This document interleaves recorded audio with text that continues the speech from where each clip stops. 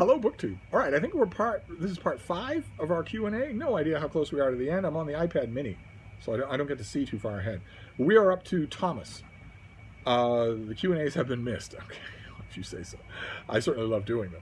Are you a fan of Bo Burnham, and have you seen his latest Netflix special, Inside? I have not seen it. I don't know enough about him to be a fan. Also, who is your favorite SpongeBob character? Mine is Squidward. Mermaid Man, for obvious reasons, would be probably one of mine. Not a main character, but let's see here. Michael Dalloway says, have you ever been to Hay-on-Wye? Yes, once. I was to Hay-on-Wye. Related, how do I get my dog to keep calm in bookshops? Is your baby acting up in bookshops? Oh. The easiest way that most people can use without being me or hiring me is to give the dog an incentive. Let the dog know what you want. That's the first step. You have to let the dog know what behavior you want. So watch for that behavior and then reward it, so that they start to associate that behavior with the reward. You can't just give them a reward and ask them to do something. They don't know what you're talking about. They don't actually know English. So you have to wait to see what you want and then encourage what you want. It's actually not that bad behavioral approach to humans either. Wait to see the behavior that you want and then encourage that behavior. If you have to use little treats, I guess you can. I'm not a big fan of bribing dogs with food, but if you have to do that, I guess your approval should be the only thing that you use. Believe me, your dog cares more about that than they do about treats. But find that behavior. So wait until your dog is behaving somewhere, and then praise and reward. Find it again, praise and reward. Always be consistent. Don't ignore good behavior that's the kind you want. Don't say it's about time in your head when you're seeing something that you want the dog to do all the time. You have to constantly reinforce it. Gently, never with aggression, constantly reinforce it. Eventually, your dog will get the hint. Usually, they get the hint. They want to please you, so usually they will get the hint. Let's see here. Hector, Prince of Troy. What was it like meeting Erasmus? Good conversation. I'll have you remember, I am a raven-haired, dancer's hips, bee-sting lips, snub-nosed, pillowy pecked, 28-year-old dreamboat. So I could not possibly have met Erasmus. Okay? But theoretically, hypothetically, I would say that the conversation was wonderful. Wonderful. Wide-ranging, hard-hitting, surprisingly non-scholastic, and also funny. Very funny. I've talked about the different kinds of humor on this channel. He was very much the kind I love, the kind who will find things that are funny or realize something funny about something that you didn't realize and make you laugh. Who doesn't, in other words, not a jokester, but a genuinely humorous person. Theoretically. Anyway, let's see here. Ba van Dijk says, what is your favorite Dutch author or novel? Are these connected? It would, of course, be Erasmus.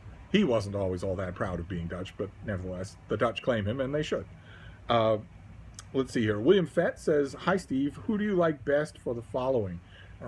Lists of authors don't work well on Q&As. Let's see what you have. H.G. Wells or Jules Verne? Which Bronte? Heinlein or Bradbury? And finally, Walter Isaacson or Robert K. Mass? It doesn't work that way. It just doesn't work. I'm sorry. I'm not trivializing the question, but it doesn't work that way. In any of these cases, it doesn't work that way. So, do you have another question? No, you don't. That's it. I can't do a black and white switch on or switch off comparison between these great authors. I can't do it. Sorry. Peter Longworth says, can you please tell the name of your favorite noir novel and why you liked it? Oh God, a single favorite? That would be really hard. That would be really hard. Probably something by Jim Thompson, but I'd be hard to pick a favorite Jim Thompson. There are like 6 of them that I really, really love. I think they just don't do anything wrong as far as the noir genre goes. But then again, what are we talking about for noir? Are we extending it to the present day, or are we confining it in time? Is a Bernie Gunter novel a noir novel and not a police procedural? Is it a noir police procedural? I don't know. Classic noirs, I'd probably say Jim Thompson. Something by Jim Thompson. Let's see. Anthony Ruggier says, has a barrage of questions. Number 1, is Andrew Roberts' new biography of George III worth getting to? I haven't got to it yet. I know that it will be worth getting to. I know that it will be worth reading because of this author. His credit at the so-called Bank of Steve is so high that there's no way. Unless he said to an assistant with no writing talent, write a book about George III and put my name on it, and I know that he didn't do that. So if he wrote this thing, I know that it's going to be enjoyable. I've only read a small chunk of it. I need to get to the whole thing. Probably when I get the finished copy, that will be the prompt to do that. But it doesn't matter. He is one of a handful of probably, 40 or 50 authors writing today, where I can say, do it. At the very least, reserve it at your library. At the very least, do that. It will be worth your time. This is an author who is worth your time. Book regardless. Number 2, what book is a good biography of Gibbon, Edward Gibbon? I would start with his own book. He wrote a brief autobiography that's really good. I'd start with that. I've read a couple of big, third-party research biographies of him. I've never read a biography of him that I really, really like. He needs one. In the 21st century, he needs a big 1,000-page book called Gibbon that draws heavily on the autobiography, but draws heavily on lots of other things too, all of his letters, all sorts of untapped primary accounts in other people's memoirs. There needs to be a book like that. I hope that someone is working on it. But considering that Gibbon was white and a male, it's entirely likely that a book like that wouldn't find a publisher in the 21st century. Let's see here. Number 3 is George Rood's book Wilkes and Liberty any good? Of course it is. Yes. I don't know what scholars of the period or scholars of Wilkes himself would say about how its probity nowadays, but it's a terrific read. You're well worth your time. You can find a nice cheap copy, and Wilkes and Liberty has had so many editions that I find it hard to believe you couldn't find a nice cheap copy. Once again, if you can't, let me know. I leave my email on every video, and I'm happy to look for a copy for you and send it to you for free wherever in rural New Zealand you happen to live. Question number 4, do you know any good books about the Gordon riots? I haven't read extensively on the Gordon riots. King Mob by Christopher Hibbert. Christopher Hibbert was a really good popular historian, pretty much the same thing as Andy Roberts, where you really can't go wrong with any book that he wrote. And he wrote a book called King Mob that is well worth your time. It's probably long since out of print, but you might be able to find a copy used. I certainly can recommend it. And question number 5, can you recommend a good Sherlock Holmes pastiche novel? Oh my God, I can recommend a lot of them. Far too many for a Q&A video. That's a starter kit on its own. Didn't I make a starter kit about Sherlock Holmes? I thought I did. If I did, I'll try to remember to leave a link to it down below. It would certainly have included pastiche fiction, but there's been so much of it that's been good. There's a lot of it that's been terrible, but there's been so much of it that's been good. Emily Boyven, best books on the Kennedy assassination or the fallout it caused. No, that doesn't work for Q&A. That's a whole discussion. There's nobody in the world who's read more Kennedy assassination books than I have. That's a whole discussion. That can't work as a dashed off Q&A. There are too many books even for me to give you a brief list. Again, if you have a specific recommendation like this, feel free to email me. I will be happy to talk with you about it till the cows come home. But in the meantime, let's just move on. Let's see here. JC says, what do you recommend for training a dog not to jump on people? Same thing I said a little bit earlier. Slowly and surely by incentives will usually work. I'm trying to ignore him / not acknowledge, but not getting anywhere. Am I not being consistent enough? He's a good boy whose previous owner taught him to sit, so I know it's me, not him. What am I doing wrong? In the case of jumping up on you, it could be something you're doing right. Dogs jump up on someone. Usually they jump up on someone out of pure happiness. It's not dominance. It's not assertiveness or aggression. Usually not. Usually it's just pure happiness, which is why it's way low on my list of things to train a dog not to do. It's generally harmless, unless the dog is really big. It's like Brian at Bookish has a Great Dane. You wouldn't want Zelda jumping up on people. Oh, it sounds like Zelda would never have the energy to do that. But I've had Great Danes jump up on me. I've had Irish Wolfhounds, Scottish Deerhounds, Newfoundlands jump up on me. A big dog like that, or even an energetic little dog, you might want to caution them about it because you don't want them to jump on someone they're going to knock down. So I understand why owners like to try and get this behavior out of them. It can be tricky. For instance, I've never taught it to Frida. She can't knock anyone over. She's 10 pounds. And she jumps on people. She jumps up on people because she's joyfully happy to see them. And I've never had anyone object. So I'm not going to bother. With my other dogs, like for instance, my pointer, Malin, was big enough so she could have knocked somebody over. And with her, I don't train my own dog. So let's get off that subject and just talk about training in general. Your dog. Again, it works by increments. So you have to isolate for the dog what you want and what you don't want. You have to isolate that first. You can't expect them to know. The whole of the human world is strange to them. So you can't expect them to know. You have to isolate what you want them to do and not do. So you wait for a time when they jump up on you, and then express your disapproval. Say the word no. Don't say anything else.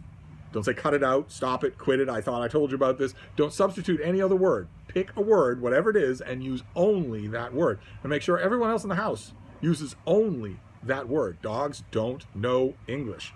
So if you're going to give your dog a command, if you're going to establish a command, make sure it's the same command all the time, complete consistency, and don't use it unless you mean it. So if a dog is on the couch with you and they burp, don't say no. That's just a friend of yours who's burping. You don't have any right to tell them what to do or instruct them in any way. Don't water down the command. But if you have a specific thing in mind, you don't want them to jump up on you, wait until they do and say no, and withdraw a little affection. Don't have to ignore them. There's a current of affection, a living current between you and your dog. I'm talking about the subject, so mine is increasing right now, which is getting my dog's attention. Isn't he, baby? Oh, where's your baby girl? There's a living current between you and your dog. Your dog is extremely sensitive to that. They want that more than anything in the world. Dim that current. Learn how to do that, and your dog will do anything to get it back. So withdraw affection. Make sure everybody else does too. No one should be consoling your dog for disobeying. And associate a word with it. That's for something that you see that you don't want. Also be sure to appraise when you see something you do want. So if your dog runs up to you and a hand gesture is also good, something like that or like that or like that, something, a visual element that they can see as well, where when you do that, they are to control themselves. You link all that stuff together, and when that works, make sure to praise them. You don't have to praise them with food, but make sure that you lavish them with affection when they do what you want, as well as letting them know when they're doing something you don't want. And a combination of those things done in increments with patience and consistency will usually get the result that you want. Usually it will. And of course, time will work that out. An older dog will not jump on anybody, usually. That's the exuberance of comparative youth. I wish I could be there to help, but I can certainly offer as much support as you need. Just feel free to email me. Let's see here. Chad says, have you ever been addicted to something? No, I never have. I have not addictions in the sense of I don't have any control over it.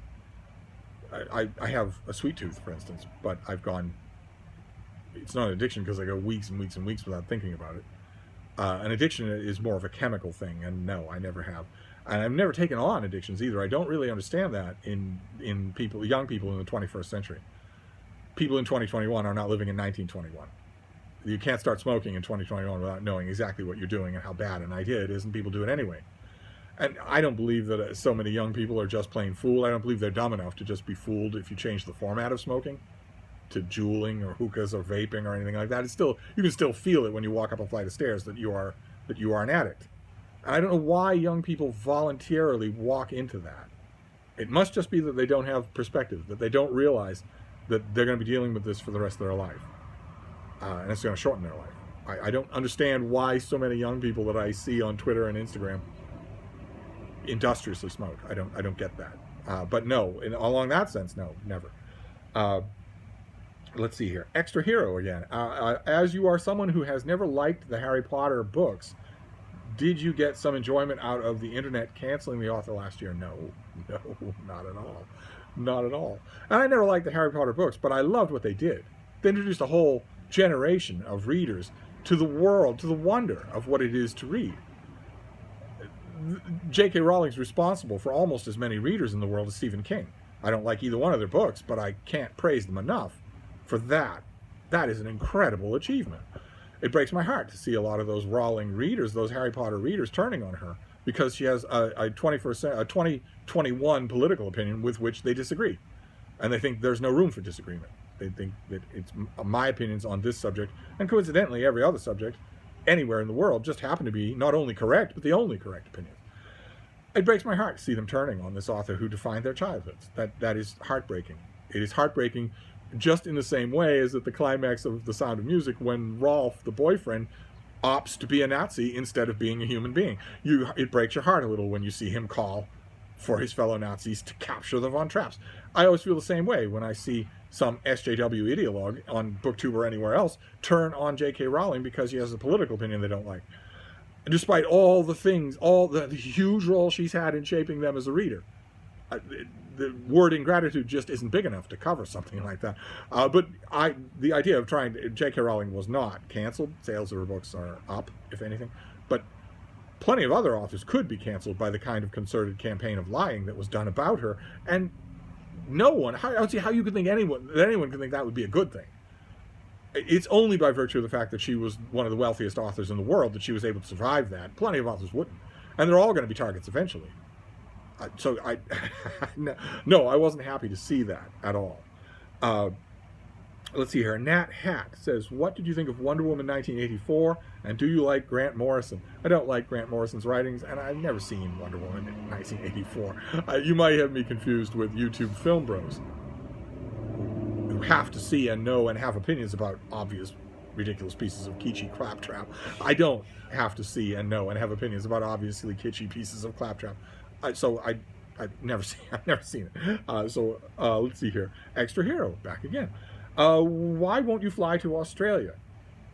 Their biggest threat is snakes, and that's old hat for you, so why not spread those 28-year-old wings? Are you perhaps from Australia, Extra Hero? I don't mind anyway. Your questions are great. I hope you show up in the next Q&A. But these questions all over the map. I wouldn't fly to Australia, not because I'm afraid of snakes. What Extra Hero is referring to is that I've met, and I've been bitten by many, many snakes in my life. And I am immune to cytotoxins. They can't actually kill me. Just a weird biochemical thing. I can hurt. I can suffer from snake or scorpion venom, but it won't be fatal. My system breaks it down before it can do anything like that. And I'm sure that would be true of all the venomous animals in Australia, which, as far as I know, is all the animals in Australia. Australia seems to hate other living things. Every life form on the island is poisonous and horrible and extra big when it comes to spiders. But it's not for fear of the poisonous animals in Australia that I wouldn't fly. I wouldn't fly because of the plane. Also, I think great white sharks would probably take issue with your fact about snakes being the biggest threat. But that would only be if I were crazy enough to swim in the ocean. But the plane flight would be the biggest threat. I don't like the idea of getting on a multi-ton piece of metal to fly in the air. I would, if I were going to go to Australia. I'm not. I wish I were. It kills me that I didn't go to Australia when I had the chance. The only place I've never been. If I were going to go, I would go by ship. I would go on the ocean. I wouldn't go by plane. But one way or another, it's not the snakes that stop me, or the crocodiles. Again, you are also dissing saltwater crocodiles. Crocodiles are everywhere in Australia, and they're bigger than snakes. It's not the deadly wildlife. I've been to plenty of places with deadly wildlife. It's mainly the getting there. I couldn't bring Frida, for instance, so I couldn't go during her lifetime. I couldn't leave her behind for that long, even with Deb.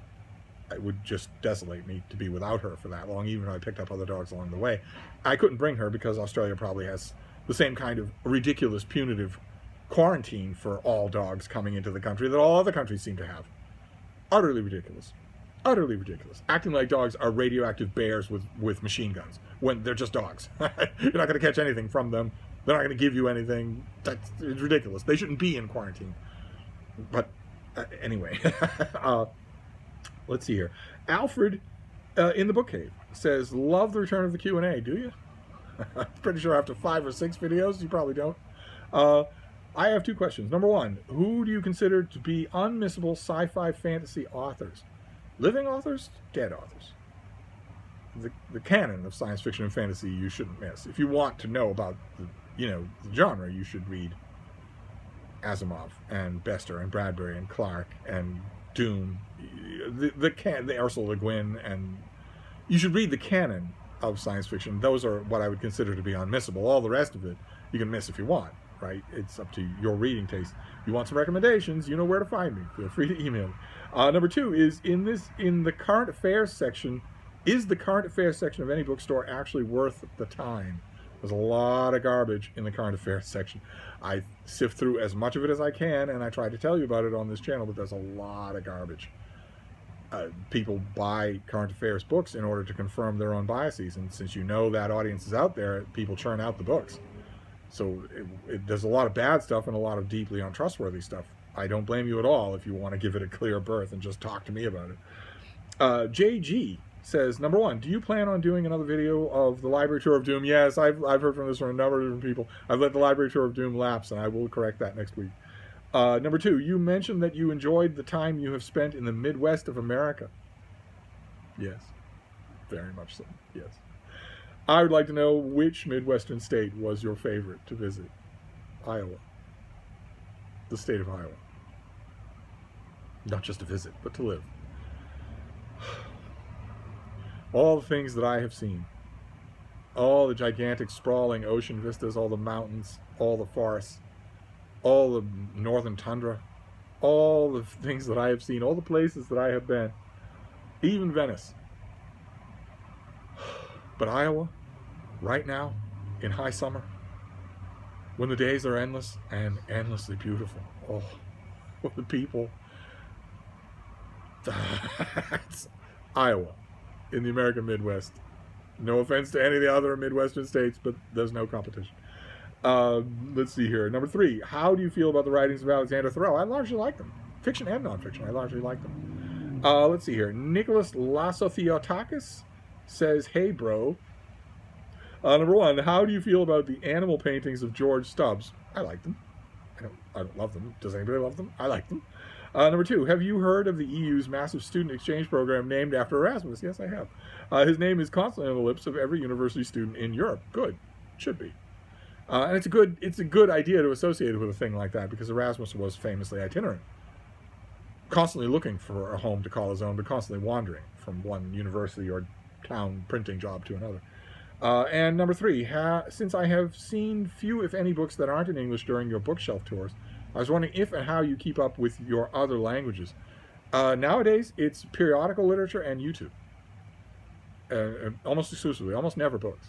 I try to resist the urge. Every once in a while, I will just, the demon will take me, and I will idly look at Amazon, new releases in some genre that I really like, usually biography, in some other language, and I will sometimes center on a book that I know is never going to be translated into English, just never, and I will want it. I will really want it. So I try not to do that. The looking is the problem, so I try not to look. I have a big enough remit as it is, keeping an eye on the 15 or 16 genres in the American publishing industry that I care about. That I try not to go afield. Instead, it's lots of YouTube videos. I follow a lot. I subscribe to a lot of channels, a lot of different kinds of channels, lots of BookTube, but lots of other things too that aren't in English, and all sorts of periodical stuff as well. And then Rainbow Sky, Gay and Proud. Looks like Rainbow Sky, Gay and Proud is the last question. That's good, because this is 1,000 words. I'm just looking at it, and it's a 1,000-word essay. And I thought that we agreed in talking about these Q&As not to do this. Not to write a 1,000-word essay.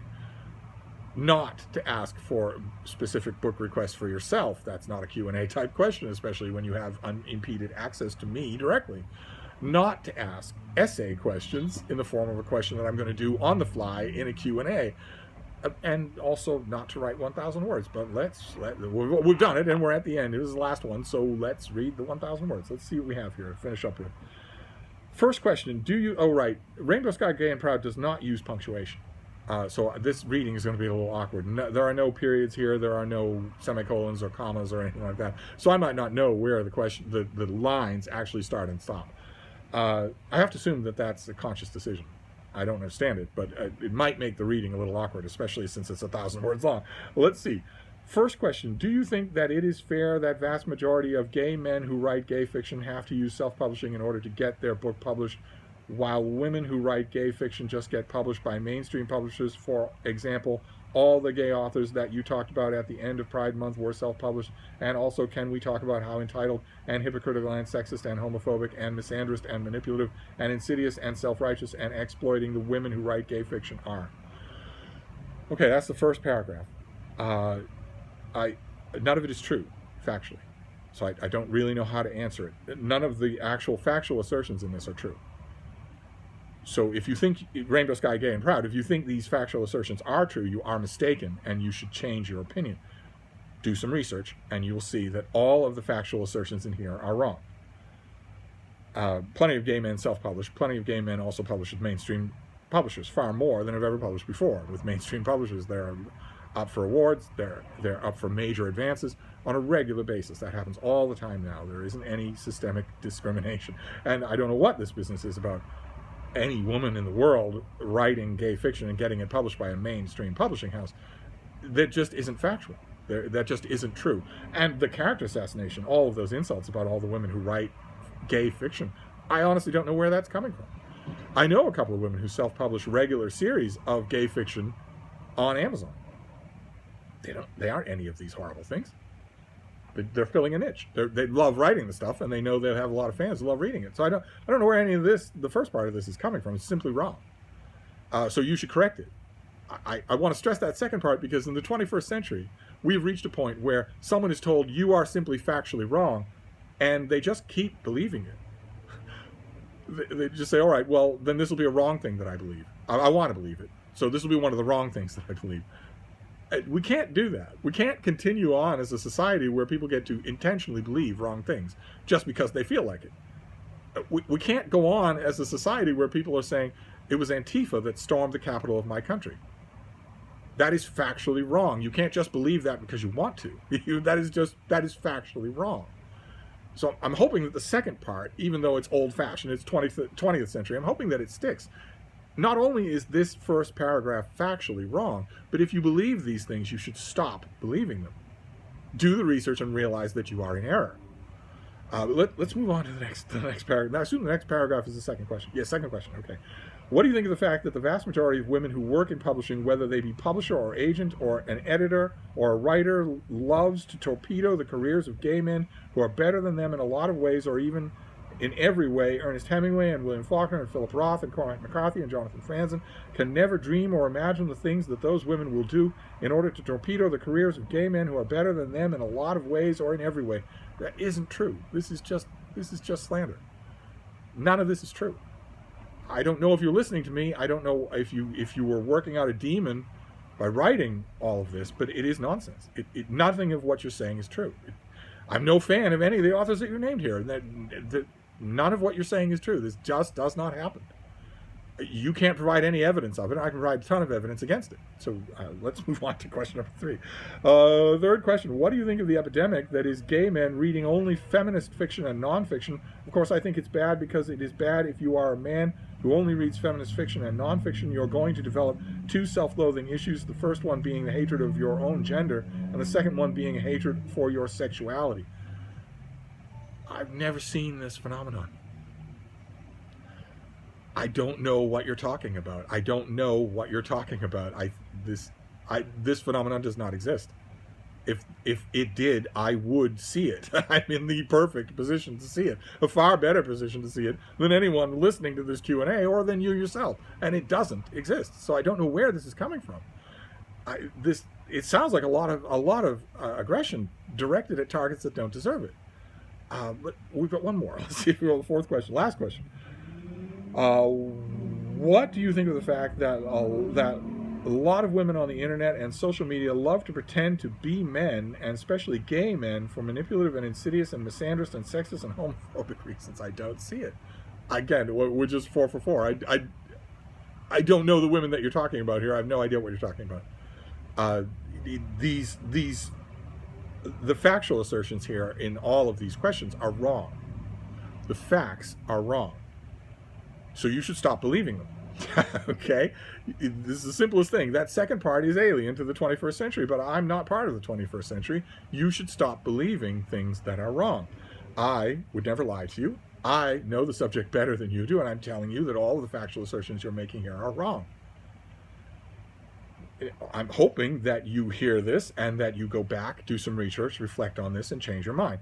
It's said in complete solidarity, in complete friendship. The only thing that will change that complete friendship is if I hear these again from you.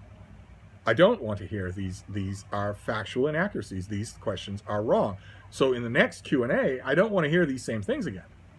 They are wrong. You don't get to keep believing them if they are wrong.